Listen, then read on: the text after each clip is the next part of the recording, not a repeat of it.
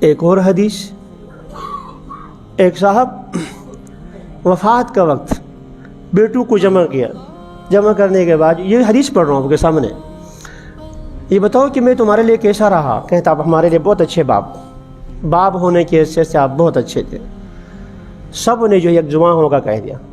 انہوں نے کہا کہ تمہارے لیے تو میں بہت اچھا تھا، لیکن میں اللہ کے معاملے میں بہت خراب تھا، میری کوئی نیکی نہیں ہے، میری کوئی نیکی نہیں ہے، میری کوئی نیکی نہیں ہے۔ اللہ نے اگر اللہ کی مجھ پر قدرت حاصل ہو گئی نا، میری خیر نہیں ہے، اللہ مجھے ایسا عذاب دیں گے آج تک کسی کو نہیں دیا ہے، لہذا ایسا کر لو جب میں مر جاؤں تو لکڑی جمع کر کے مجھے جلاؤ،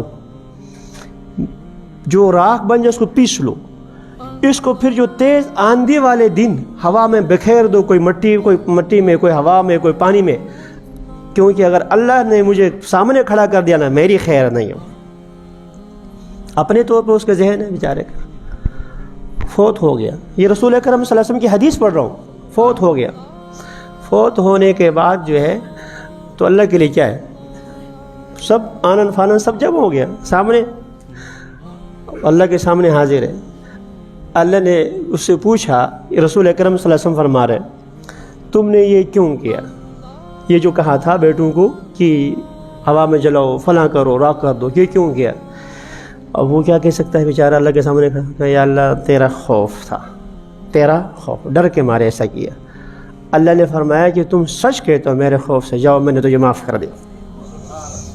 اس بنیاد پر تو اللہ کسی نیکی کو قبول فرمائے، کوئی نیکی قبول فرمائے، چھوٹی سی چھوٹی نیکی ہو تو بس وہ بڑی نیکی ہے۔ اس لیے ہمیں کوئی نیکی، ایک اور واقعہ، بایزید بسطامی رحمۃ اللہ تعالی علیہ کا نام کس نے نہیں سنا ہے؟ جو حضرات اولیاء کرام سے تعلق رکھنے والے ہیں نام سنا ہے ان کے ہاں، بایزید بسطامی رحمۃ اللہ تعالی علیہ۔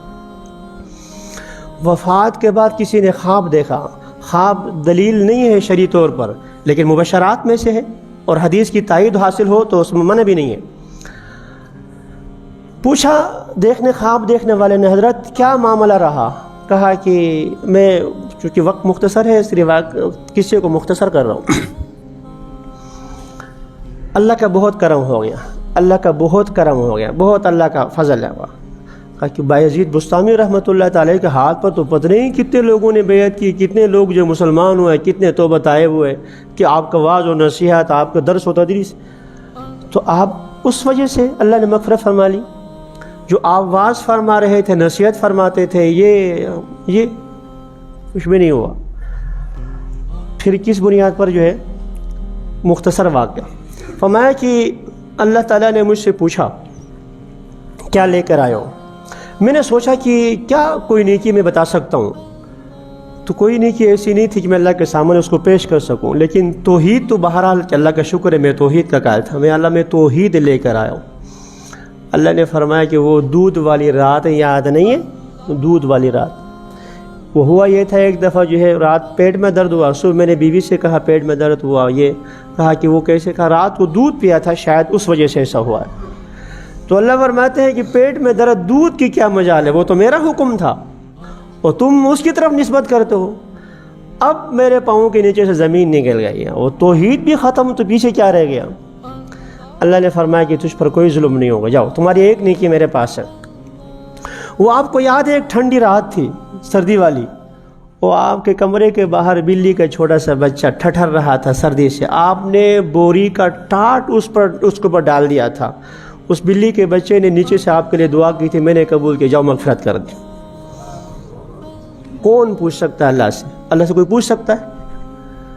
اللہ سے کوئی نہیں پوچھ سکتا۔